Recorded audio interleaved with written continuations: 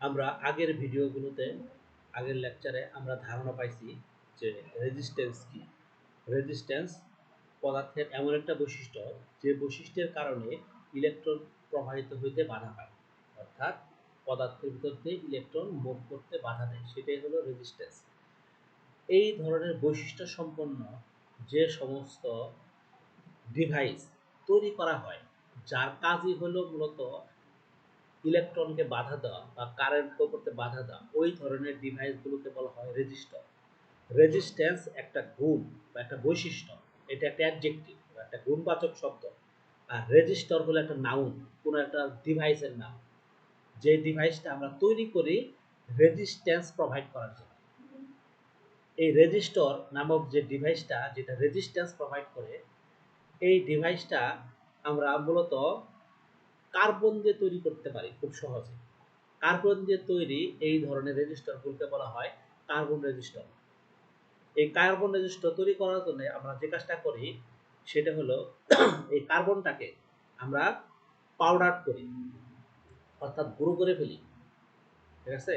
এই কার্বনের গুঁড়োটাকে আমরা বাইন্ডিং ম্যাটেরিয়ালের সাথে মিশাই। বাইন্ডিং ম্যাটেরিয়াল মানে হলো এমন ধরনের ম্যাটেরিয়াল যেগুলো একটার সাথে আরেকটাকে জোড়া দিয়ে রাখে। যেমন ধরো সিমেন্ট। সিমেন্ট কি জোড়া দিয়ে রাখে না? কনক্রিট বালুর সাথে সিমেন্ট কি করে মিক্সড করে রাখে বা জোড়া দিয়ে রাখে। যেমন ধরো আঠা, এটা একটা বাইন্ডিং ম্যাটেরিয়াল। এই ধরনের যে কোনো একটা বাইন্ডিং ম্যাটেরিয়ালের সাথে আমরা এই কার্বন রেজিস্টারকে আমরা মিক্সড করি। মিক্সড করার পর আমরা কি করি, এটাকে একটা স্মল টিউবের মধ্যে, ঠিক আছে, ছোট্ট একটা স্মল টিউব এর ভিতরে সেটাকে আমরা ঢুকাই। ঢুকানোর পর আমরা কি করি, একটা তার দুই পাশে একটা তার লাগায় আমরা ওটাকে বন্ধ করে দিই, দিয়ে আমরা ছোট্ট একটা রেজিস্টার তৈরি করি। ঠিক আছে?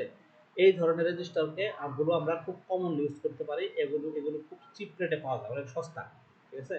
তো এগুলো পাওয়ার রেটিং এক এক রকম, সাইজের উপর ডিপেন্ড করে।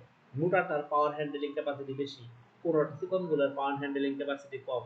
এছাড়াও আরও কিছু রেজিস্টার আছে যেগুলো সিরামিক রেজিস্টার, ওগুলো দিয়ে আমরা মোটামুটি হাই পাওয়ার এর ক্ষেত্রে ওই ধরনের রেজিস্টারগুলোকে ব্যবহার করে থাকি। তো নর্মালি কার্বন রেজিস্টারগুলোর এক একটা, যেমন ধরো 500 এর জন্য ছোট রেজিস্টার চিকন রেজিস্ট্যান্স আছে, মোটা রেজিস্ট্যান্স আছে। মোটাগুলো পাওয়ার হ্যান্ডলিং ক্যাপাসিটি একটু বেশি, চিকনগুলো পাওয়ার হ্যান্ডলিং ক্যাপাসিটি একটু কম। ঠিক আছে? এগুলো হলো আমাদের ফিজিক্যাল সাইজের উপর ডিপেন্ড করে যে কোন কোন রেজিস্টারে কিভাবে পাওয়ার হ্যান্ডলিং করবে। তো কার্বন রেজিস্টার আমরা সহজভাবে আমরা বুঝি যে এটা কার্বন দিয়ে তৈরি করা হয়। কার্বনগুলোকে জোড়া লাগায় পাউডার করে, এই পাউডারগুলোরে একত্রে মিশিয়ে একটা স্মল টিউবের মধ্যে ঢুকায়, টিউবের দুই প্রান্তে দুইটা তার বাইরে করে দিয়ে আমরা রেজিস্টার বানাই দিই। ঠিক আছে? এই কার্বন রেজিস্টারগুলো অনেক ছোট হয়, একদম ছোট হয়, বিশেষ করে চিকনগুলো যেগুলো আছে ওগুলো ছোট। এত ছোট যে এগুলোর গায়ে আসলে খোদাই করে কোন রেজিস্ট্যান্সের মান কত এগুলো লিখে রাখা ওরা সম্ভব না। ঠিক আছে? এই কারণে যে কাজটা করা হয় সেটা হলো ওই কার্বন রেজিস্টারের গায়ে বিভিন্ন রকমের রঙের দাগ দেওয়া থাকে। এই রঙগুলোকে বলা হয় কালার কোড। ঠিক আছে? এই কালার কোড দেখে আমরা নির্ধারণ করি যে এই রেজিস্ট্যান্সের মান কত। তো এই কালার কোডগুলো রং দেখে এই রেজিস্ট্যান্সের মান নির্ধারণ করার এই যে প্রসেসটা, সেই প্রসেসটাতে আমরা বেশ কিছু কালার ব্যবহার করে থাকি। যেমন ধরো এখানে এই যে এটা একটা রেজিস্টার দেয়া আছে, এটা একটা আমাদের কার্বন রেজিস্টার এর একটা ছবি যেখানে দেখা দেয়া আছে যে এই যে এটা আমাদের একটা টিউবের মধ্যে ভিতরে কার্বন ঢোকানো, আর এখানে কালার করা এ বি সি ডি চারটে কালার করা। ঠিক আছে? এই প্রত্যেকটা কালারের রং দেখে আমরা ডিপেন্ড করব হলো কি এই রেজিস্ট্যান্সের মান কত সেটা আমরা নির্ধারণ করব। তাহলে এটা আমরা কিভাবে করি আমরা দেখি। কালার কোড হিসেবে যে রঙগুলো ব্যবহার করা হয় সেই রঙগুলোর এক একটা কোড নাম্বার আছে। যেমন ব্ল্যাক হিসেবে যেটা ব্যবহার হয় তার কোড হলো 0, ব্রাউনের 1, red 2, orange 3, yellow 4, green 5, blue 6, violet 7, grey 8 and white হলো 9। তো এই কালারগুলোর জন্য এই কোডগুলো আমরা ব্যবহার করি। এছাড়া এক্সট্রা কিছু কালারের ব্যবহার করা হয় টলারেন্স বোঝানোর জন্য। What is tolerance? টলারেন্স হলো একজাক্ট যে ভ্যালুটা আসছে তার চেয়ে কিছু রেজিস্ট্যান্স বেশি হতে পারে, কম হতে পারে। সর্বোচ্চ কত পার্সেন্ট বেশি হবে কম হবে সেইটাকে বোঝায় হলো টলারেন্স দিয়ে।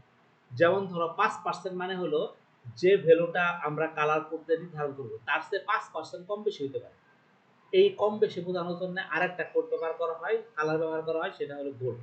গোল্ড মানে হলো 5%, কম বেশি প্লাস মাইনাস 5%। সিলভার মানে হলো প্লাস মাইনাস 10%। যদি সিলভার রং দেওয়া থাকে তাহলে আমরা বুঝবো যে এখানে প্লাস মাইনাস 10% টলারেন্স হতে পারে, অর্থাৎ কম বেশি হতে পারে। যদি কোনো ধরনের কালার নাই দেওয়া থাকে তাহলে মানে হলো প্লাস মাইনাস 20%, অর্থাৎ কালার কোড হিসেবে কিচ্ছু দেওয়া নাই টলারেন্স হিসেবে, তাহলে আমরা বুঝবো প্লাস মাইনাস 20%। তাহলে আমরা এখন দেখি যে এই কালারগুলো দিয়ে আমরা কিভাবে নির্ধারণ করি যে রেজিস্ট্যান্সের মান কত। ঠিক আছে, মনে করো এখানে একটা রেজিস্ট্যান্স আছে, রেজিস্টার আছে, এটা একটা রেজিস্টার, কার্বন রেজিস্টার। এখানে এ একটা কালার, বি একটা কালার, সি একটা কালার, ডি একটা কালার। মনে করি এ এর রংটা হলো লাল, এটা হলো লাল রং। বি তে দেওয়া আছে আমাদের ব্রাউন বা বাদামি রং। সি তে দেওয়া আছে আমাদের অরেঞ্জ বা অরেঞ্জ কালার। আর ধরো ডিটা নাই, এখানে কিছুই নাই, ধরো এখানে নাই, কিচ্ছু নাই, নো কালার, কোনো রঙই নাই, শুধু তিনটা আছে এবিসি। তাহলে এর রেজিস্ট্যান্স কত? আমরা এর যে ভ্যালু রেড, রেডটা কি দিয়ে প্রকাশ করে, এর কোড কত দেখি। রেড হলো 2, ঠিক আছে। ব্রাউনের কোড কত? ব্রাউন হলো 1, ঠিক আছে। অরেঞ্জের কোড কত? অরেঞ্জ হলো 3। তাহলে প্রথমে আমরা এ লিখবো, অর্থাৎ রেডের কোড 2, তারপর বি লিখবো, ব্রাউনের কোড 1, আর 3 হলো অরেঞ্জ, অরেঞ্জ হলো 3। এরপরে দিব হলো 3টা শূন্য, অর্থাৎ 3 নাম্বার যে কালারটা যত তার কোড ততগুলো শূন্য যোগ হবে। যেহেতু এর ভ্যালু হলো 3 অরেঞ্জ, সুতরাং এখানে 3টা শূন্য যোগ হয়েছে। আর এরপরে কি নো কালার, এরপরে আছে আমাদের নো কালার, ঠিক আছে। অর্থাৎ এর টলারেন্স হলো plus minus 20%, tolerance plus minus 20%। তাহলে 21,000 ওহম প্লাস মাইনাস 20%, ঠিক আছে। 21,000-এর সে 20% কম হইতে পারে অথবা 20% বেশি হইতে পারে। তাহলে এটা হলো তার রেজিস্ট্যান্সের ব্যান্ড, ঠিক আছে। আচ্ছা, এরপরে আরেকটা এক্সাম্পল দেখি। মনে করো এ তে আছে রেড, বি তে আছে গ্রিন, সি তে আছে হলো রেড, আর ডি তে আছে গোল্ড। তাহলে রেড আমরা জানি 2, গ্রিন, বি তে আছে গ্রিন, গ্রিনের জন্য আমরা কি জানি 5, এই যে আমরা এখানে 5 লিখলাম। সি তে কি রেড, রেড হলো 2, এই জন্য দুইটা শূন্য, ঠিক আছে। প্লাস মাইনাস গোল্ড, গোল্ড মানে কি, গোল্ড মানে হলো টলারেন্স 5%, এই জন্য আমরা এখানে কি দেখলাম 5%। তাহলে এটা হলো এর রেজিস্ট্যান্স, এর রেজিস্ট্যান্সের মান। এটা ক্যালকুলেশন করে এর 5% বের করে 2500-র সাথে 5% যোগ করবো, আর 2500 থেকে 5% বিয়োগ করবো, তাহলে এই ডিফারেন্সটাই হলো এর রেজিস্ট্যান্স। ওকে, এইভাবে আমরা কালার কোডের মাধ্যমে আমরা যে কোনো রেজিস্ট্যান্সের আসল মানটা আমরা বের করতে পারি। আচ্ছা, ওকে, তাহলে আমরা নেক্সট টপিকে যাই। নেক্সট টপিকে আমরা দেখব ওহমিক এবং নন ওহমিক কন্ডাক্টর কি। আমরা তো ওহমস ল করছি, তাই না? ওহমস ল থেকে আমরা কি জানছি, যে যদি টেম্পারেচার এবং স্ট্রেইন ফিক্সড থাকে তাহলে কোনো একটা ম্যাটেরিয়ালের দুই প্রান্তের ভোল্টেজ এবং এর এর ভিতর যে পরিমাণ কারেন্ট ফ্লো হয় সেটা হলো পরস্পর সমানুপাতিক, অর্থাৎ I is proportional to V, current এর ভোল্টেজের সমানুপাতিক। এটা ছিল আমাদের ওহমস ল। এখন এই লটা সমস্ত ধরনের ম্যাটেরিয়ালের ক্ষেত্রে কিন্তু কাজ করে না। সাধারণত এই লটা মেটালের ক্ষেত্রে কাজ করে, ঠিক আছে, যেগুলো হলো মেটাল, যেমন ধরো লোহা, তামাস, এই ধরনের গোল্ড, সিলভার, আয়রন, এই ধরনের ম্যাটেরিয়ালের ক্ষেত্রে এগুলো সহজে কাজ করে। কিন্তু এরকম অনেক ধরনের ম্যাটেরিয়াল আছে, বিশেষ করে সাধারণত আমরা সেমিকন্ডাক্টর দিয়ে যে সমস্ত ম্যাটেরিয়াল তৈরি হয়, ভ্যাকুয়াম টিউব, ট্রানজিস্টর, এই সমস্ত ম্যাটেরিয়ালের ক্ষেত্রে আবার এই ওহমস ল কাজ করে না, ঠিক আছে। অর্থাৎ I is proportional to V হয় না। যে ধরনের ম্যাটেরিয়ালের মধ্যে ওহমস ল কাজ করে সেই ধরনের ম্যাটেরিয়ালকে বলা হয় ওহমিক কন্ডাক্টর, ঠিক আছে। অর্থাৎ এমন কন্ডাক্টর যে কন্ডাক্টর এর ভিতরে ওহমস ল কাজ করে সেটা হলো ওহমিক কন্ডাক্টর। যেমন ধরো পৃথিবীর সকল মেটাল, এটা হলো ওহমিক কন্ডাক্টর, ঠিক আছে। মেটাল যেটা আর কি, লোহা, তামা, এগুলো হলো মেটাল। আর নন ওহমিক কন্ডাক্টর কাকে বলে? What is non ohmic conductor? Non ohmic conductor হলো এমন এক ধরনের ম্যাটেরিয়াল যেগুলোর ভিতর দিয়ে কন্ডাক্টর, যেগুলোর ভিতর দিয়ে ওহমস ল কাজ করে না, অর্থাৎ এগুলোতে ওহমস ল অ্যাপ্লাই করা যায় না। এই ধরনের কন্ডাক্টরগুলোকে বলা হয় নন ওহমিক কন্ডাক্টর। যেমন ধরো ভ্যাকুয়াম টিউব, ট্রানজিস্টর, এগুলো ইলেকট্রনিক্স যখন আমরা করব তখন আমরা দেখব যে সেমিকন্ডাক্টর দিয়ে অনেক কিছু তৈরি করা হয়, ট্রানজিস্টর তৈরি করা হয়, বিভিন্ন ধরনের ডায়োড তৈরি করা হয়, মসফেট তৈরি করা হয়। আগের দিনে ভ্যাকুয়াম টিউব তৈরি করা হতো এই সেম কাজ করার জন্য, ঠিক আছে। তো এই সমস্ত ম্যাটেরিয়ালগুলো হলো নন ওহমিক কন্ডাক্টর, যেগুলোর মধ্যে দিয়ে ওহমস ল কাজ করে না, ঠিক আছে। অর্থাৎ ভোল্টেজ বাড়লে কারেন্ট একই অনুপাতে বাড়ে না, ভোল্টেজ আর কারেন্টের গ্রাফ পাইকে যায়, ঠিক আছে। এই ধরনের কন্ডাক্টর হলো নন ওহমিক কন্ডাক্টর। ওহমিক কন্ডাক্টরে কি ভোল্টেজ এবং কারেন্টের গ্রাফ মূল বিন্দুগামী সরল রেখা। নন ওহমিক কন্ডাক্টরের ক্ষেত্রে কি হবে, ভোল্টেজ এবং কারেন্টের গ্রাফ আঁকলে দেখা যাবে যে এটা বক্র হয়ে যাচ্ছে, বাইকে যাইতেছে, ঠিক আছে। এটা মূল বিন্দুগামী সরল রেখা হইতেছে না। তো এই ধরনের ম্যাটেরিয়ালগুলো বলা হয় নন ওহমিক কন্ডাক্টর। ওকে, তাহলে আমরা এখন নেক্সট টপিকে চলে যাই। নেক্সট টপিক হলো electric power. What is electric power? এখন আমরা এটা বোঝার আগে বুঝি যে ইলেকট্রিসিটি, যেটাকে আমরা এনার্জি সোর্স হিসেবে ব্যবহার করি, এইটাকে যখন আমরা ব্যবহার করি, এই ইলেকট্রিক্যাল এনার্জিটা আমরা অন্য এনার্জিতে কনভার্ট করি। যেমন ধরো আমরা বাল্ব জ্বালাইতেছি, লাইট জ্বালাইতেছি, তাই না। কিন্তু আমার যেমন ধরো তুমি বলতে পারো আগের দিনে যে লাল বাতিগুলো ছিল, আগের দিনে যে লাল বাতিগুলো, এগুলো কি করতো, ইলেকট্রিক্যাল এনার্জিকে হিট এনার্জিতে কনভার্ট করতো এবং লাইট এনার্জিতে কনভার্ট করতো। এখনো কিন্তু মুরগির বাচ্চাদেরকে টেম্পারেচার দেওয়ার জন্য বাল্ব ব্যবহার করা হয়, অর্থাৎ হিট এনার্জিতে কনভার্ট করতো। আগের যে বাতিগুলো কি হয়, প্রচুর তাপ উৎপাদন হয় না, যেগুলো মুরগির বাচ্চারা গরম রাখার জন্য ব্যবহার করে থাকে, এগুলো প্রচুর হিট উৎপন্ন করে। একই সাথে লাইটও তৈরি করে। আবার কিছু কিছু ম্যাটেরিয়াল বাল্ব আছে যেগুলো শুধুই হিট তৈরি করে, ঠিক আছে। এই পাওয়া যায় যে পোল্ট্রি ইন্ডাস্ট্রিতে দেখা পাওয়া যায় কিছু কিছু বাল্ব যেগুলো শুধু হিট তৈরি করে, লাইট তৈরি করে না।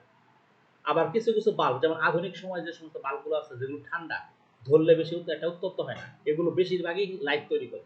যেমন ধরো এনার্জি সেভিং এলইডি বাল্বগুলো, ওগুলো কি, ওগুলো হিট যতটা না হয় তার চেয়ে বেশি লাইট তৈরি করে, এই জন্য তো এনার্জি সেভিং, ঠিক আছে। আচ্ছা, এরপর আমাদের ফ্যানের কাজটা কি? ফ্যান হলো ইলেকট্রিক্যাল এনার্জিকে মেকানিক্যাল এনার্জিতে কনভার্ট করে। অর্থাৎ ফ্যান একটা মোটর, মোটরের কাজটা কি, কোনো কিছুতে ঘোরানো, অর্থাৎ মেকানিক্যাল এনার্জিতে কনভার্ট করা ইলেকট্রিক্যাল এনার্জিকে। অর্থাৎ আমরা যখন ইলেকট্রিসিটি ব্যবহার করি, এর অর্থ হলো ইলেকট্রিসিটিকে এক ফরমেশন থেকে অন্য ফরমেশনে কনভার্ট করি। অর্থাৎ ইলেকট্রিক্যাল এনার্জি অন্য কোনো এনার্জিতে কনভার্ট হয়, ঠিক আছে। এই যে কনভার্সনটা, এই কনভার্সনের রেটটাই হলো ইলেকট্রিক পাওয়ার।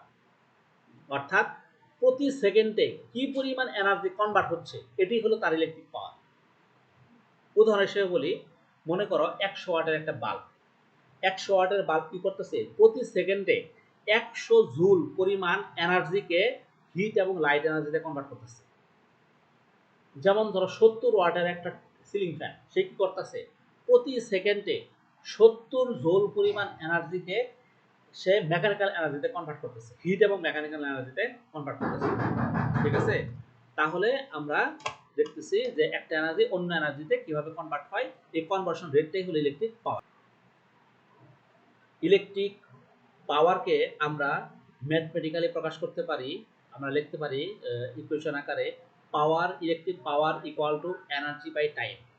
অর্থাৎ যেহেতু আমাদের পাওয়ার মানে হলো প্রতি সেকেন্ডে বা একক টাইমে কি পরিমাণ এনার্জি অন্য এনার্জিতে কনভার্সন হচ্ছে তার রেটটা, সুতরাং ইলেকট্রিক পাওয়ার সমান সমান বলতে পারি energy by time, electrical energy by time বা পটেনশিয়াল এনার্জি বাই টাইম, ঠিক আছে।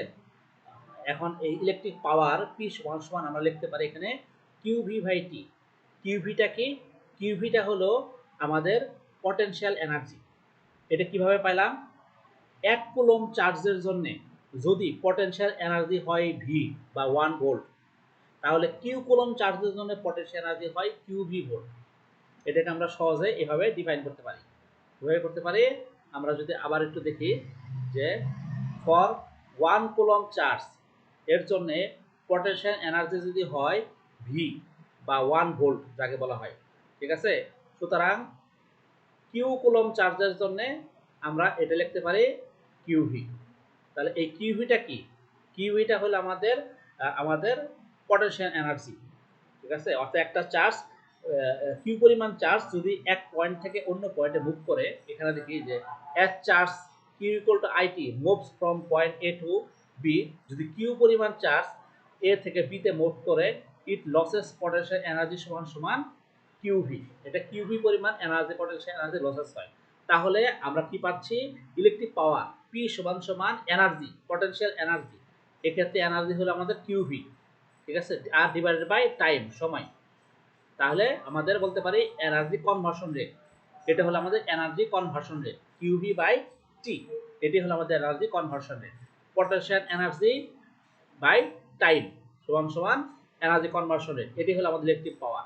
এখানে কিউ ইকুয়াল টু আইটির মান যদি বসাই দিই ফর্মুলা থেকে, এই যে কিউ ইকুয়াল টু আইটি এই সূত্র থেকে, তাহলে আমরা লিখতে পারি আইটি ভি বাই টি। এখান থেকে আমরা লিখতে পারি টি টি, এখানে কাটাকাটি গেল, তাহলে লিখতে পারি ভি আই, অর্থাৎ এটা হলো জুল পার সেকেন্ড।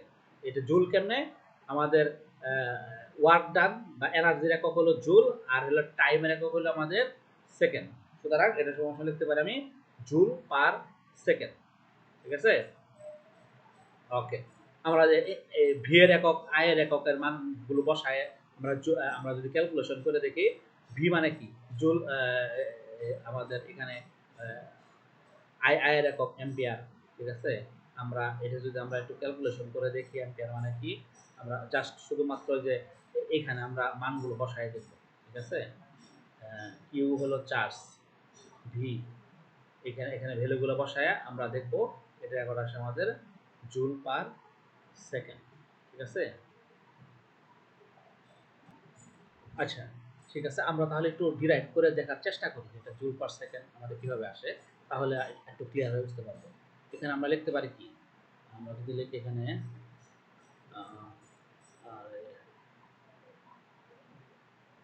হ্যাঁ, এখানে আমরা কি পাচ্ছি, কিউ ভি বাই টি, এটা হলো আমাদের পাওয়ার, তাই না।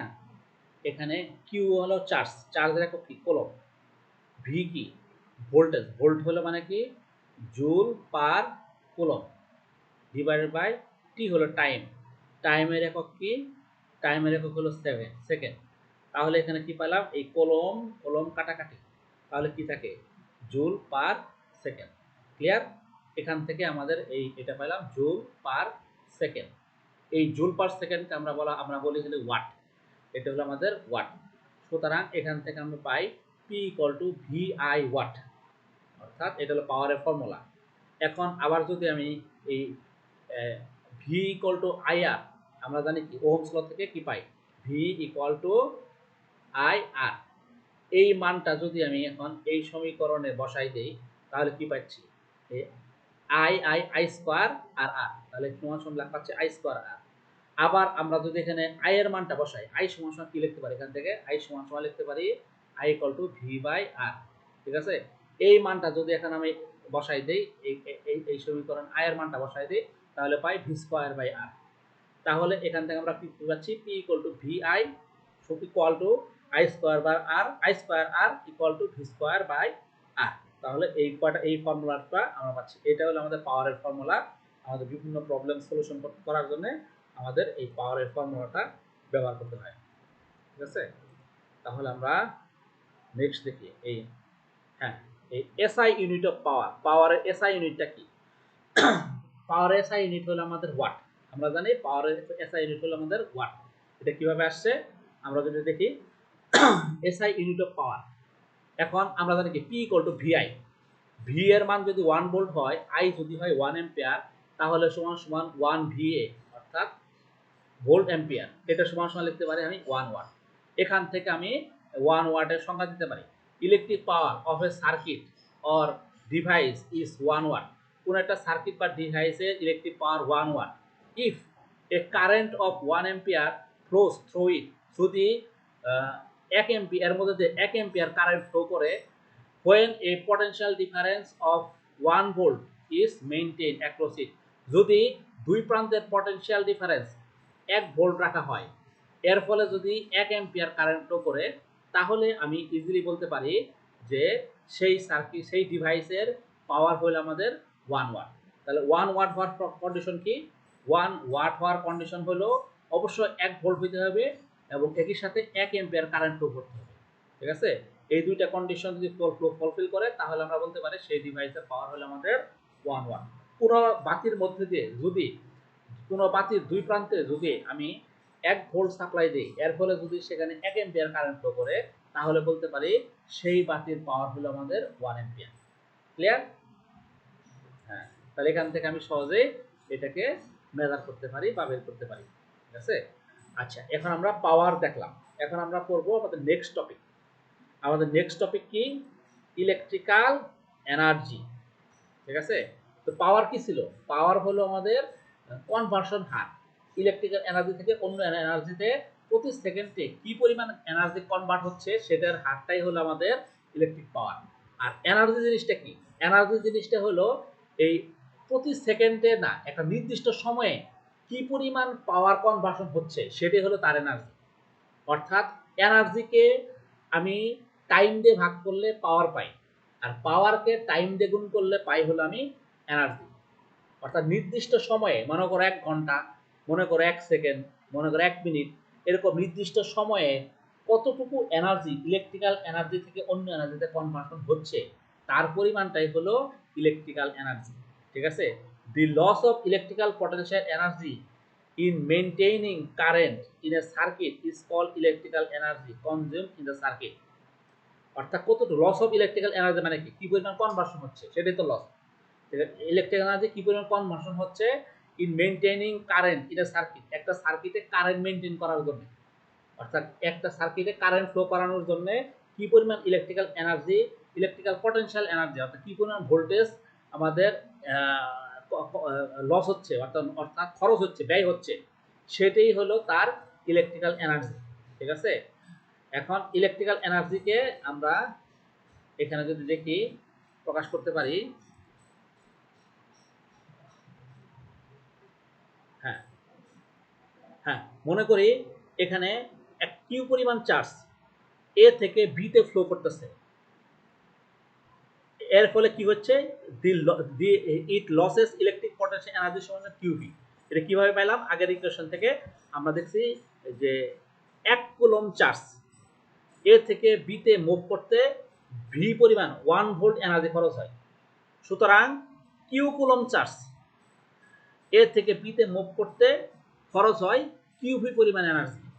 ঠিক আছে? আমরা যেটা আগে দেখছিলাম, এই যে আবার যদি দেখি যে 1 কুলম্ব চার্জ, ঠিক আছে, এ থেকে বি তে মুভ করতে এনার্জি খরচ হয় কত? ভি পরিমাণ, অর্থাৎ 1 ভোল্ট পরিমাণ। সুতরাং কিউ কুলম্ব চার্জ এ থেকে বি তে মুভ করতে এনার্জি খরচ হবে কি আমাদের? কিউ ভি, ঐকিক নিয়মে। সুতরাং আমি কি পাইলাম? টোটাল এনার্জি খরচ, টোটাল এনার্জি কত হইতেছে? কিউভি। এই কিউভিটাই হলো আমাদের ইলেকট্রিক্যাল এনার্জি। এই কিউভি সমান সমান লিখতে পারি কি? এটা সমান লিখতে পারি ভি আই টি। কিভাবে পাইলাম? আমরা জানি কি P equal to QV by T. আবার পি মানে কত? পি মানে হলো ভিআই সমান সমান কিউ ভি বাই টি। এখান থেকে আমরা কি লিখতে পারি? Q V equal to V I T. Clear? এখান থেকে লিখতে পারি Q V equal to V I T. আচ্ছা, এত জুল। তাহলে this loss of electric potential energy is converted into heat. এই পটেনশিয়াল এনার্জিটা হিট এনার্জিতে কনভার্ট হয়ে যায়। হিট বা লাইট যে কোনো এনার্জিতে, যে ডিভাইসটা আমরা ব্যবহার করছি সেই এনার্জিতে আমাদের এটা কনভার্সন হয়ে যেতে পারে। ঠিক আছে? তাহলে ইলেকট্রিক্যাল এনার্জি কনজিউমড, তাহলে ইলেকট্রিক্যাল এনার্জি কনজিউমড ডাব্লিউ সমান সমান লিখতে পারি ভিআইটি। এই ইকুয়েশন অনুযায়ী ডাব্লিউ ইকুয়াল টু কি লিখতে পারি? ভিআইটি। ভিআইটি এটা সমান কি? এখানে যদি মান বসাই দেই ভি ইকুয়াল টু আই আর, তাহলে লিখতে পারি আই স্কয়ার আর টি। অথবা আই এর মান যদি বসাই ভি বাই আর, তাহলে হইতে পারে ভি স্কয়ার বাই আর টি। ঠিক আছে? অর্থাৎ আমাদের ইলেকট্রিক্যাল এনার্জির ফর্মুলা হলো ডাব্লিউ ইকুয়াল টু ভিআইটি সমান সমান আই স্কয়ার আর টি সমান সমান V square by R T. Just এখানে ওহমস ল থেকে মানগুলো বসাই দিবা। একবার বসাবো V equal to I R, এই মানটা যদি আমি এখানে বসাই তাহলে কি পাই? এটা পাই। আবার আমি বসাবো I equal to V by R, এই মানটা যদি বসাই দিই তাহলে আমি কি পাবো? এই সমীকরণে যদি বসাই দিই তাহলে কি পাবো? এটা পাবো, ভি স্কয়ার বাই আর পাবো। ঠিক আছে? টি পাবো। ঠিক আছে? এইভাবে আমরা এনার্জির ইকুয়েশনগুলো ডিরাইভ করি। ওকে, আচ্ছা, এখন এই যে ইলেকট্রিক্যাল এনার্জিগুলো আমরা ব্যবহার করতেছি, তাহলে এখান থেকে আমি ইজিলি লিখতে পারি যে এনার্জি সমান সমান পাওয়ার ইনটু টাইম। এনার্জি হলো পাওয়ারের সাথে টাইমের গুণফল। So SI unit of electrical energy equal to watt second. যেহেতু পাওয়ার একক কি ওয়াট, এর সাথে টাইমের একক হলো সেকেন্ড, তাহলে এই এনার্জির একক কি, SI একক কি ওয়াট সেকেন্ড। এটাকে বলা হয় জুলস। ওয়াট সেকেন্ড মানেই হলো জুলস, ঠিক আছে। জুল যেটাকে আমরা বলতেছি কাজের একক, সেটাই হলো আমাদের এনার্জির একক, ঠিক আছে, ওয়াট সেকেন্ড বা জুল। সুতরাং এখান থেকে কি বলতে পারি, এখান থেকে আমি ইজিলি বলতে পারি, তাহলে আমি এখান থেকে বলতে পারি যে 1 joule or 1 watt second energy is consumed when a device converts electrical energy to other form at a rate of 1 watt for a time of 1 second। অর্থাৎ আমাদের যদি 1 ওয়াট রেটে 1 সেকেন্ড যাবত কোনো একটা এনার্জি এক ফর্ম থেকে অন্য ফর্মে কনভার্ট হয়, তাহলে তার টোটাল এনার্জি হলো 1 জুল অর 1 ওয়াট সেকেন্ড, ঠিক আছে। সহজভাবে বুঝি, এত কিছু ভেজাল করতে হবে না। এনার্জি সমান সমান পাওয়ার ইনটু টাইম, পাওয়ারের টাইম দিয়ে গুণ করবা এনার্জি পাবা, এনার্জির টাইম দিয়ে ভাগ করবা পাওয়ার পাবা। ওকে, ঠিক আছে। এখন এই এনার্জির কমার্শিয়াল এককটা কি, এই ওয়াট সেকেন্ড এই এককটা খুবই ক্ষুদ্র, এটাকে আমরা কমার্শিয়ালি ব্যবহার করতে পারি না। আমরা যদি কমার্শিয়ালি যদি মিটারে ব্যবহার করতে চাই ওয়াট সেকেন্ড, তাহলে এটা বিশাল ওয়াট সেকেন্ড হয়ে যাবে, মানে এটা খুবই ক্ষুদ্র একক, এটা কমার্শিয়ালি ব্যবহার উপযোগ্য না। এই কমার্শিয়ালি এই ওয়াট সেকেন্ডটারে আমরা কিলোওয়াট আওয়ারে কনভার্ট করে ব্যবহার করে থাকি। কিলোওয়াট মানে কি, যদি 1 কিলোওয়াট পরিমাণ পাওয়ার 1 ঘন্টা যাবত, ঠিক আছে, কনজিউম করে, অর্থাৎ 1 ঘন্টা যাবত যদি 1 কিলোওয়াট হারে এক এনার্জি এক ফরম্যাট থেকে অন্য ফরম্যাটে কনভার্সন হয়, তাহলে তার টোটাল এনার্জি হলো 1 কিলোওয়াট আওয়ার। এটা হলো তার কমার্শিয়াল ইউনিট। এটাকে আমরা যেটাকে বলা হয় ইউনিট আর কি, যেটাকে আমরা ইউনিট, 1 ইউনিট 2 ইউনিট 3 ইউনিট বিদ্যুৎ খরচে বলি না, এই ইউনিটটা হলো 1 কিলোওয়াট আওয়ার। অর্থাৎ 1 ঘন্টা যাবত যদি 1 কিলোওয়াট হারে একটা এনার্জি থেকে অন্য এনার্জিতে কনভার্সন হয়, ইলেকট্রিক এনার্জি থেকে অন্য এনার্জি, যেমন ধর একটা এসির কথা চিন্তা করি, একটা এসি ধরো 2 কিলোওয়াট আওয়ার, ঠিক আছে। অর্থাৎ মানে কি, 2 কিলো অর্থাৎ ধরো 2 ইউনিট বিদ্যুৎ খরচ হয়। এটা মানে কি, ধরো একটা এসি যদি 1 ঘন্টা যাবত চলে এবং 1 ঘন্টা যাবত ওই এসিটা যদি প্রত্যেকটা মুহূর্তে 2 কিলোওয়াট করে এনার্জি, এই কি বলে, এই ইলেকট্রিক্যাল এনার্জি থেকে অন্য এনার্জিতে কনভার্ট করে, তাহলে বলতে পারি ওই এসির টোটাল এনার্জি কনজাম্পশন হলো 2 কি বলে 2 কিলোওয়াট আওয়ার, ঠিক আছে। যদি কোনো একটা এসি 1 কিলোওয়াট এনার্জি 1 ঘন্টা যাবত কনজিউম করে, তাহলে আমরা বলতে পারি সেই এসির টোটাল এনার্জি কনজাম্পশন হলো 1 কিলোওয়াট আওয়ার, ঠিক আছে। তাহলে 1 ঘন্টা যাবত কনজিউম করলে তার বিল আসবে হলো 1 ইউনিট, ঠিক আছে, বা 1 কিলোওয়াট আওয়ারের যে বিল সেটা আসবে। তাহলে টোটাল এনার্জি সমান সমান আমরা বলতে পারি power in kilowatt into time in hour. পাওয়ারকে কিলোওয়াটে প্রকাশ করব এবং টাইমকে আওয়ারে প্রকাশ করব, এই দুইটার মাল্টিপ্লিকেশন হলো আমাদের কিলোওয়াট আওয়ার। সুতরাং আমরা বলতে পারি when we say that a consumer has consumed 100 units, আমরা যদি বলি একটা কনজিউমার 100 ইউনিট খরচ করছে, এর মানে কি, it means that electrical energy consumption is 100 kilowatt hour, অর্থাৎ 100 কিলোওয়াট 1 ঘন্টা যাবত খরচ করছে, অথবা 1 কিলোওয়াট 100 ঘন্টা যাবত খরচ করছে। ক্লিয়ার? 100 কিলোওয়াট মানে কি, 100 কিলোওয়াট 1 ঘন্টা যাবত খরচ করছে, অথবা 1 কিলোওয়াট 100 ঘন্টা যাবত খরচ করছে, অথবা মাঝখানে যা যা কম্বিনেশন হইতে পারে, মানে দুইটার কিলোওয়াট এবং আওয়ারের গুণফল 100 হইতে হবে। এটাই হলো আমাদের ইউনিট বা কমার্শিয়াল একক, ঠিক আছে। হ্যাঁ, তাহলে আমরা পাওয়ার এবং এনার্জি যে সমস্ত ফর্মুলাগুলো আমরা শিখলাম, যেগুলো আমরা ম্যাথ করতে লাগবে, সেগুলো আমরা আবার একটু সামারি করি। For resistor and heat converting ডিভাইসের ক্ষেত্রে P equal to I square R T, I square R সমান সমান ভি স্কোয়ার বাই আর, এবং এনার্জি সমান সমান লিখতে পারি আই স্কোয়ার আর টি সমান সমান ভি স্কোয়ার বাই আর টি।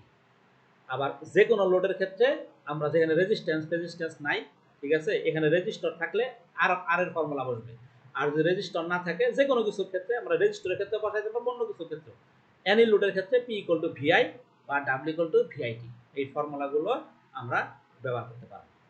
ওকে, তাহলে আমরা এখন আমাদের নেক্সট টপিকে যাই। ইলেকট্রিক্যাল ম্যাটেরিয়ালস, ম্যাটেরিয়াল সায়েন্স, ঠিক আছে। তো ইলেকট্রিক্যাল ইঞ্জিনিয়ারদের বিভিন্ন ধরনের ম্যাটেরিয়াল নিয়ে কাজ করতে হয়। এই ম্যাটেরিয়ালগুলো আমাদের ইলেকট্রিসিটি ক্যারি করে কি করে করে না তার উপর ভিত্তি করে তিনটা ভাগে, বেসিক তিনটা ভাগে ভাগ করা হয়েছে। আরও একটা ভাগ আছে যেটা আমরা দেখব। মূলত বেসিক তিনটা ভাগে যে কোনো ম্যাটেরিয়ালকে ভাগ করা হয়, ইলেকট্রিসিটি ফ্লো করে কি করে না তার উপর ডিপেন্ড করে, ঠিক আছে। এক নাম্বার ভাগ হলো কন্ডাক্টর। কন্ডাক্টর মানে কি? পরিবাহী। অর্থাৎ যদি যে যে যে ম্যাটেরিয়ালটা সহজে ইলেকট্রিসিটি পরিবহন করে সেটাকে বলা হয় conductor. Conductors are formed by metallic bond. কন্ডাক্টরগুলো মেটালিক বন্ড তৈরি করা হয়, কারণ কন্ডাক্টর মানে মেটাল, আর মেটাল তৈরি হয় মেটালিক বন্ড দিয়ে। আর হোয়াট ইজ মেটালিক বন্ড? এই মেটালিক বন্ড জিনিসটা কি আমরা একটু দেখি। What is metallic bond? আচ্ছা, মেটালিক বন্ডটা বোঝার আগে বুঝি যে যে সমস্ত অ্যাটমগুলোর প্রোটন সংখ্যা বেশি, অর্থাৎ বড় সাইজের যে সমস্ত অ্যাটমগুলো আছে, যেমন ধরো আয়রন, কপার, নিকেল, কোবাল্ট, তারপরে যেমন ধরো আমরা আরো বলি, যেমন ধরো আমরা বলতে পারি যেমন ধরো আয়রন, সিলভার, গোল্ড, ঠিক আছে, মানে আয়রন, অ্যালুমিনিয়াম, এই সমস্ত যে সমস্ত মেটালগুলো পারমাণবিক সংখ্যা অনেক বেশি, ঠিক আছে। অর্থাৎ অর্থাৎ যেগুলো মূলত এর এর নিউক্লিয়াসে বেশি বড় পরিমাণে প্রোটন আছে, যেমন আয়রন, আয়রনের নিউক্লিয়াসে কয়টা আছে? 26টা প্রোটন আছে, ঠিক আছে। তো আয়রনের নিউক্লিয়াসে 26টা প্রোটন আছে। তাহলে আমরা যদি আয়রনের একটা পরমাণু আঁকি তাহলে কি দেখব? এটা প্রোটন, ঠিক আছে, এটা প্রোটন। প্রোটন হলো কয়টা? 26টা। 26টা প্রোটন এর নিউক্লিয়াস আছে। আর এর চারপাশে ইলেকট্রন কয়টা আছে? ইলেকট্রনও 26টা আছে, বিভিন্ন কক্ষপথে, বিভিন্ন কক্ষপথে 26টা ইলেকট্রন আছে, তাই না? এই যে হ্যাঁ, এরকম বিভিন্ন কক্ষপথে 26টা ইলেকট্রন আছে। এখন যে কোনো মেটালের পারমাণবিক সংখ্যা অর্থাৎ প্রোটন সংখ্যা যত বাড়ে, এর ওই মেটালের চারপাশে ইলেকট্রন সংখ্যাও কত বাড়ে? অরবিটের সংখ্যাও বাড়ে। এই ক্ষেত্রে শেষ কক্ষপথে যে ইলেকট্রনটা থাকে, শেষ কক্ষপথে মেটালের ক্ষেত্রে কয়টা ইলেকট্রন থাকে? একটা থাকতে পারে, দুইটা বা তিনটা থাকতে পারে। শেষ কক্ষপথের ইলেকট্রনগুলো নিউক্লিয়াসের সাথে দুর্বলভাবে কানেকশনে থাকে, অর্থাৎ এখানে খুব উইক ফোর্স থাকে, যার ফলে কি হয়? এই শেষ কক্ষপথের ইলেকট্রনগুলো সহজে কক্ষপথ থেকে বের হয়ে যায়। সামান্য টেম্পারেচারে, রুম টেম্পারেচারে সে কক্ষপথ থেকে বের হয়ে থাকে।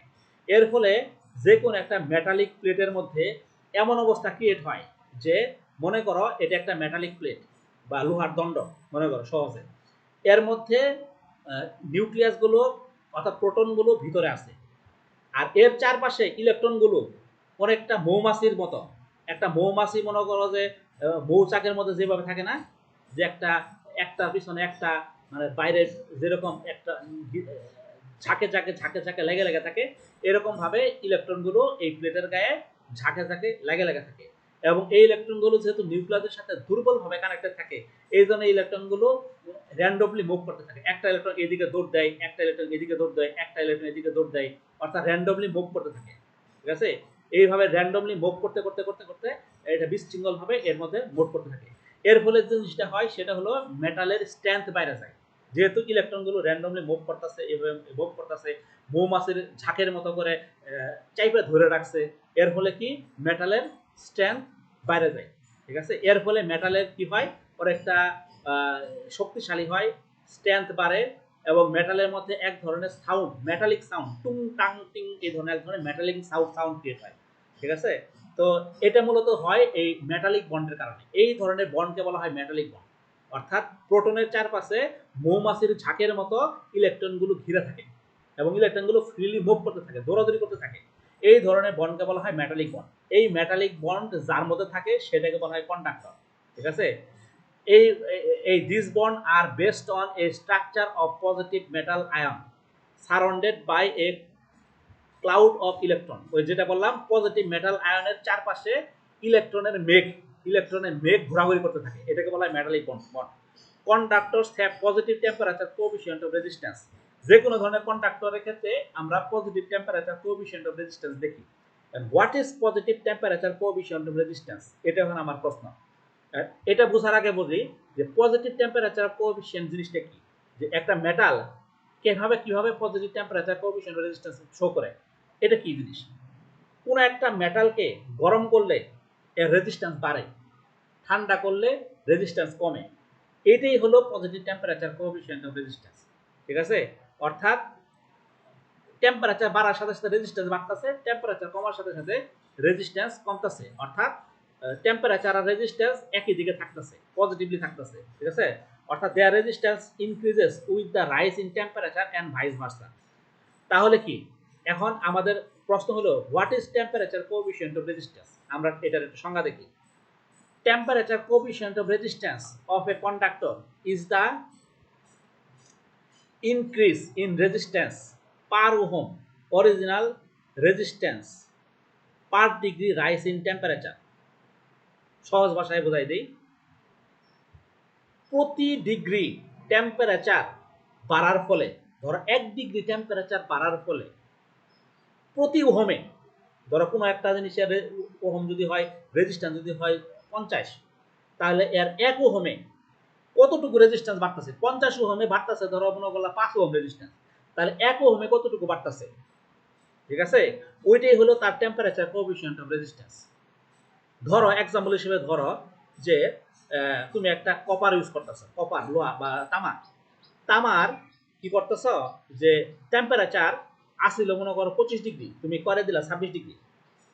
25 থেকে যখন 26 ডিগ্রি টেম্পারেচার বাড়ালা, 1 ডিগ্রি টেম্পারেচার বাড়ার ফলে আমাদের কি হলো, তামার রেজিস্ট্যান্স যদি থাকে 50 ওহম, ঠিক আছে, রেজিস্ট্যান্স থাকে, তাহলে প্রতি ওহমে 50 ওহমে 1 ওহমের জন্য তাহলে বাড়বে কত, 0.004।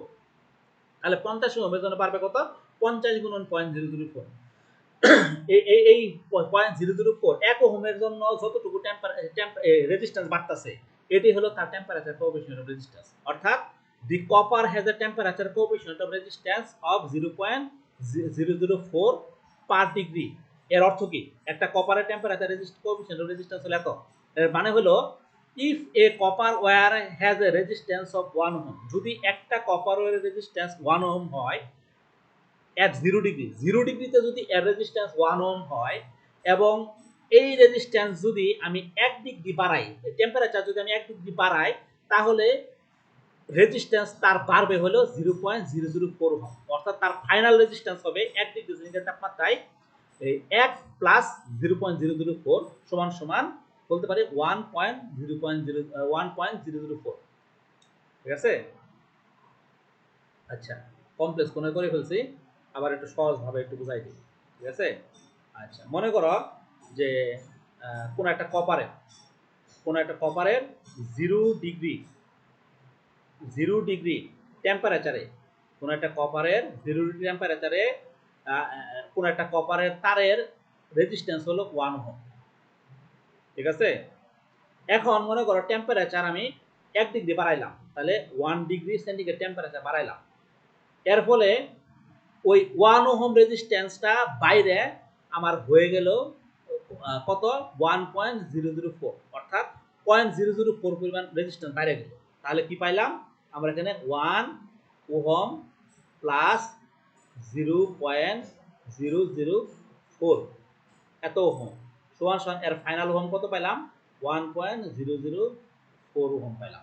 ঠিক আছে, এই যে যেটুকু বাড়তি বাড়লো 0.004, এটি হলো তার টেম্পারেচার কোএফিসিয়েন্ট অফ রেজিস্ট্যান্স।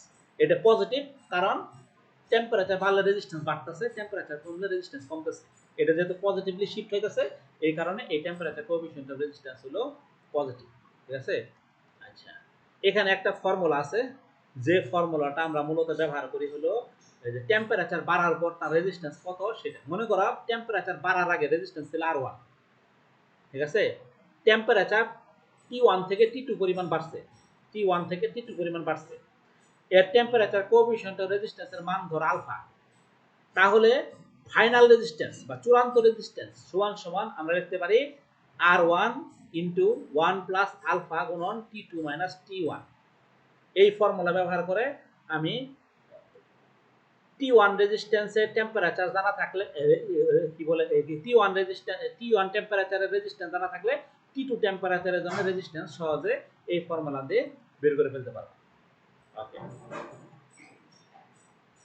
এখন একটা প্রশ্ন তোমাদের বলি, সেটা হলো মেটালের temperature coefficient of resistance positive হয় কেন? টেম্পারেচার বাড়লেই কেন রেজিস্ট্যান্স বাড়বে, টেম্পারেচার কমলেই কেন রেজিস্ট্যান্স কমে, কি কারণে এটা হয়, এটা একটু আমরা একটু খেয়াল করি। ঠিক আছে? আচ্ছা, একটা মেটালের ক্ষেত্রে আমরা জানি কি মেটালিক বন্ড থাকে। মেটালিক বন্ড মানে কি, একটা প্রোটনের চারপাশে আমাদের ইলেকট্রনের মেঘ বা ক্লাউড ঘিরে থাকে, এটাকে বলা হয় মেটালিক বন্ড। তাহলে এই যে মেটালিক বন্ড থাকে, এই মেটালিক বন্ডটাকে আমরা রিপ্রেজেন্ট করতে পারি এইভাবে। ধরো এটাকে আমি একটা মেটাল বানাইলাম, এর ভিতরে ইলেকট্রন আছে, এই ইলেকট্রনগুলো কি করতেছে, এই ইলেকট্রনগুলো আমাদের ফ্রিলি মুভ করতেছে। মনে করো একটা ইলেকট্রন এইদিকে মুভ করতেছে, আরেকটা ইলেকট্রন এইদিকে মুভ করতেছে, আরেকটা ইলেকট্রন কি করতেছে এইদিকে মুভ করতেছে। এরকম ভাবে ইলেকট্রনগুলো কি করতেছে বিভিন্ন দিকে দৌড়াদৌড়ি করতেছে। ঠিক আছে? এই একটা ইলেকট্রন যখন দৌড়াদৌড়ি করে তখন কি হয়, একটার গায়ে একটা ধাক্কা খায়, একটার গায়ে একটা ধাক্কা খায়। এই ধাক্কার ফলে যে বাধার সৃষ্টি হয় সেখান থেকে রেজিস্ট্যান্সের জন্ম হয়। ক্লিয়ার? এখন ধরো কোনো একটা তার, একটা মেটালিক তার, এটা একটা তার, এই তারের মধ্যে দিয়ে কারেন্ট ফ্লো করতেছে, কারেন্টের ডিরেকশন হলো এইদিকে। ঠিক আছে? মনে করো ধরো ইলেকট্রনের ডিরেকশন হলো এইদিকে, ইলেকট্রন ফ্লো করতেছে, তাহলে কারেন্ট তার বিপরীত দিকে। ঠিক আছে? এখন মনে করো এই দিকে ইলেকট্রন মুভ করতেছে, এই দিকে ইলেকট্রন মুভ করতেছে, একই দিকে ইলেকট্রন মুভ না করলে তো কারেন্ট ফ্লো করবে না, একই দিকে ইলেকট্রন মুভ করতেছে।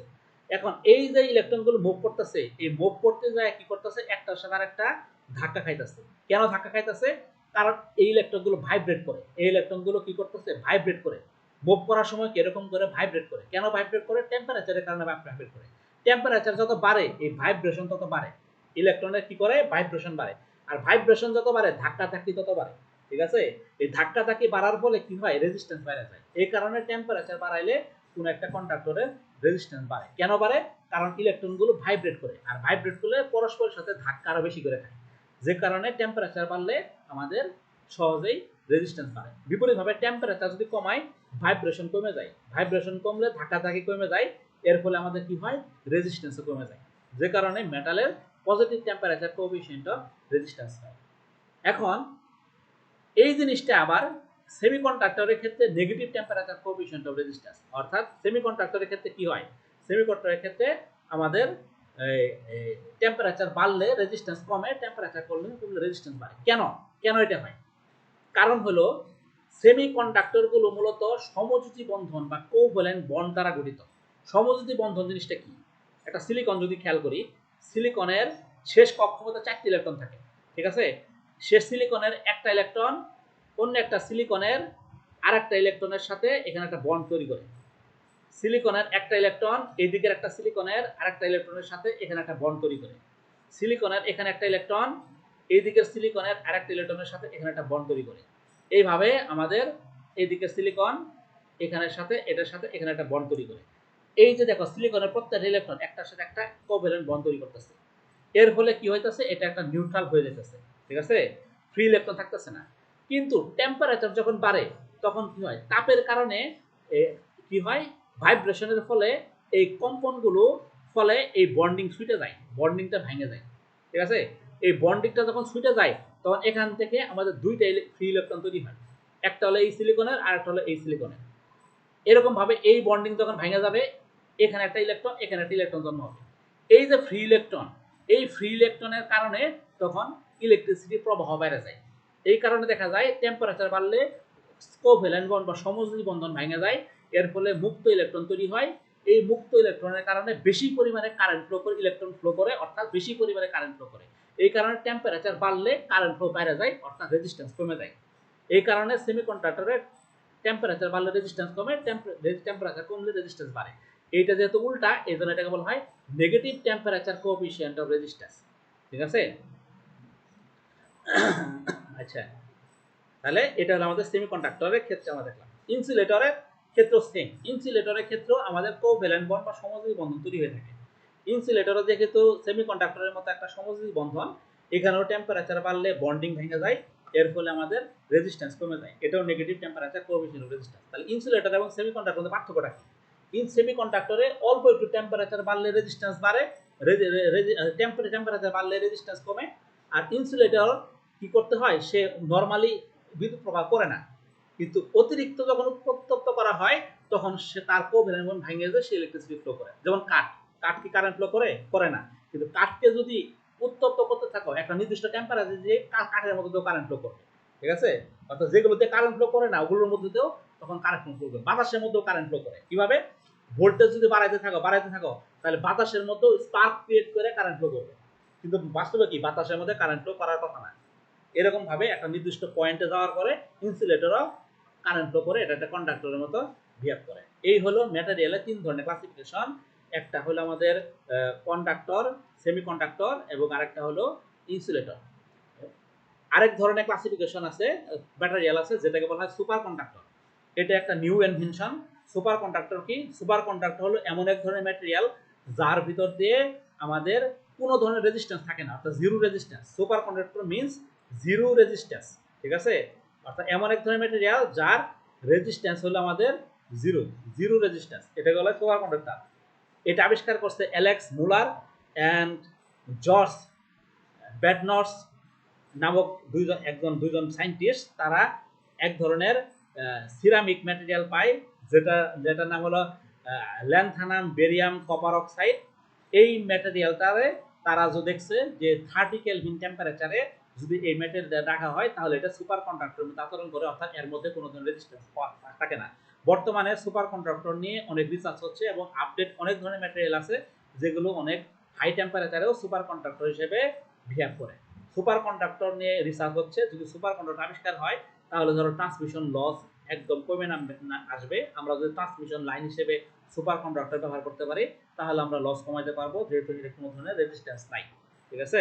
তো এই সুপার কন্ডাক্টরের বৈশিষ্ট্য হলো যেহেতু এর মধ্যে কোনো রেজিস্ট্যান্স নাই, সুতরাং এর মধ্যে দিয়ে হিউজ পরিমাণে আমার কারেন্ট ফ্লো করতে পারে, ঠিক আছে? সুপার কন্ডাক্টরের মধ্যে দিয়ে অটোমেটিক্যালি ইলেকট্রনগুলো সবসময় মুভ করতে থাকে। সুপার কন্ডাক্টরের মধ্যে দিয়ে ম্যাগনেটিক ফ্লাক্স পাস করে না, এই জন্য সুপার কন্ডাক্টর চুম্বকীয় করে ভাসে থাকে, ঠিক আছে? এই ধরনের ম্যাটেরিয়ালগুলো বিভিন্ন সায়েন্স ফিকশন মুভিগুলোতে দেখবা সুপার কন্ডাক্টর এর বিভিন্ন ইতি দেখা যায় যে চুম্বকীয় করে ম্যাটেরিয়াল ভাসতেছে, ঠিক আছে? অনেক ঠান্ডার মধ্যে রাখতে হয়, কোল্ড টেম্পারেচারে রাখতে হয় এবং এগুলো চুম্বকীয় করে ভাসে থাকে এই সুপার কন্ডাক্টরগুলোতে, ঠিক আছে? ওকে, তাহলে এটা গেল আমাদের সুপার কন্ডাক্টর। তাহলে আমরা এখন আমাদের নেক্সট টপিকে যাই। আমাদের নেক্সট টপিক কোলম্বস ল। কোলম্বস ল আমরা ইন্টারমিডিয়েটে এগুলো করে আসছি, সহজ বিষয়। সেটা হলো দুইটা চার্জ পরস্পরের সাথে কিভাবে বিহেভ করবে, তাদের মধ্যে ফোর্স কত হবে, অ্যাট্রাকশন বা রিপালশন ফোর্স, আকর্ষণ বা বিকর্ষণ বল কেমন হবে, সেটা আমরা কোলম্বস ল থেকে জানি। কোলম্বস ল আমাদের বলে unlike charge attracts and like charge repel each other. মানে কি? আনলাইক অর্থাৎ বিপরীতধর্মী চার্জ, যেমন একটা পজিটিভ চার্জ একটা নেগেটিভ চার্জ পরস্পরকে আকর্ষণ করবে। অ্যান্ড লাইক চার্জ মানে সমধর্মী চার্জ, যেমন পজিটিভ চার্জ পরস্পরকে রিপল করবে বা বিকর্ষণ করবে, ঠিক আছে? অর্থাৎ সমধর্মী চার্জ পরস্পরকে অ্যাট্রাক্ট করবে, বিপরীতধর্মী চার্জ পরস্পরকে বিকর্ষণ করবে। প্লাসে প্লাসে বিকর্ষণ হয় আর প্লাসে মাইনাসে আকর্ষণ হয়, ঠিক আছে? পজিটিভ নেগেটিভে আকর্ষণ হবে, পজিটিভ পজিটিভে বিকর্ষণ হবে। এটা হলো আমাদের কোলম্বস ল।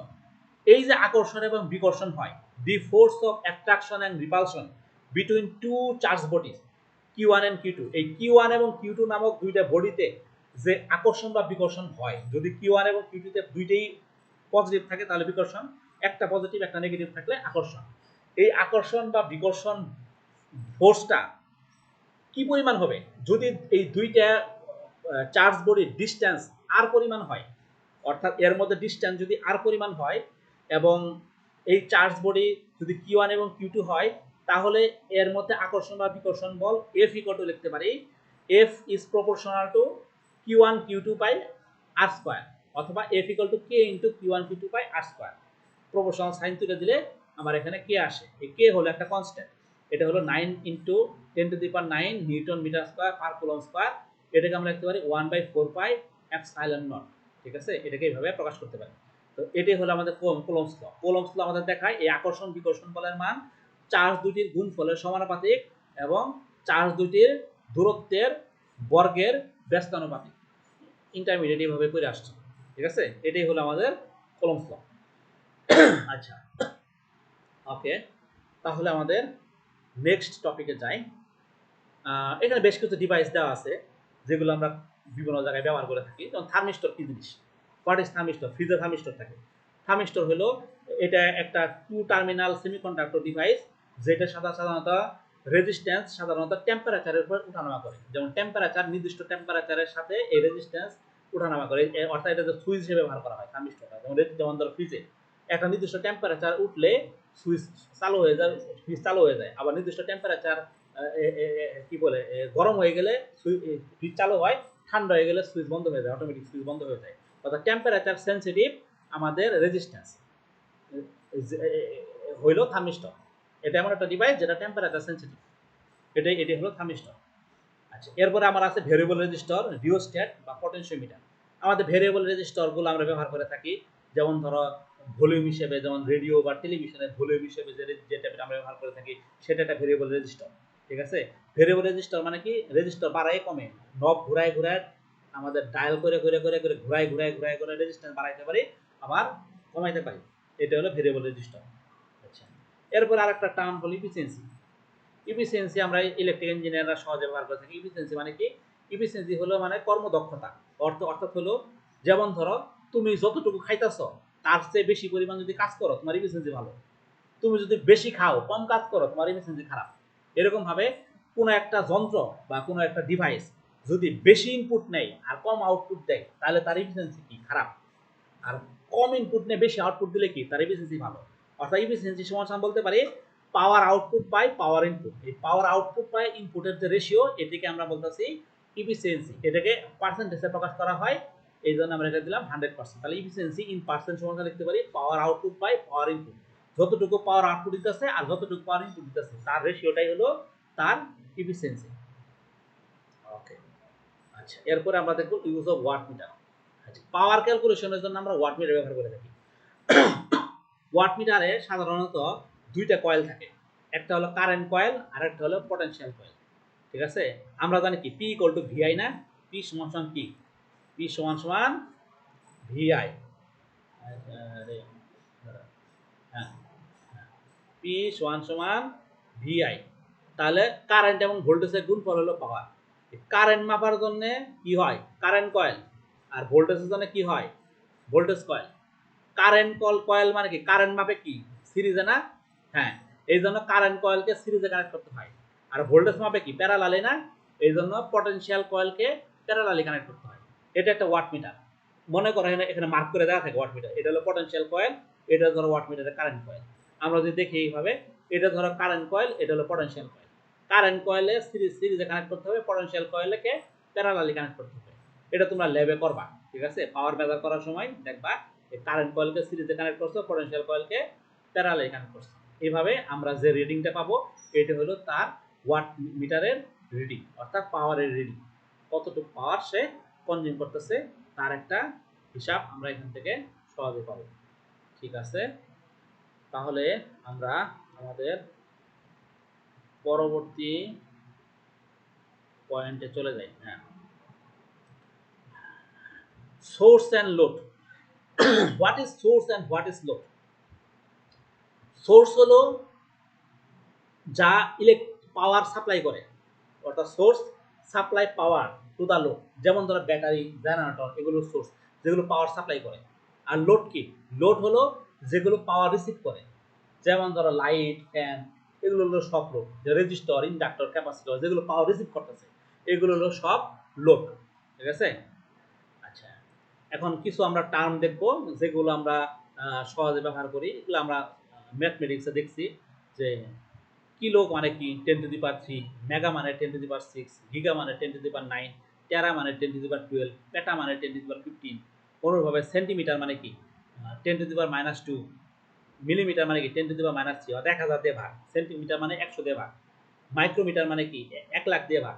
ঠিক আছে, 10⁻⁶, ন্যানোমিটার মানে কি 10⁻⁹, পিকোমিটার মানে কি 10⁻12, ফেমটোমিটার মানে কি 10⁻⁻15।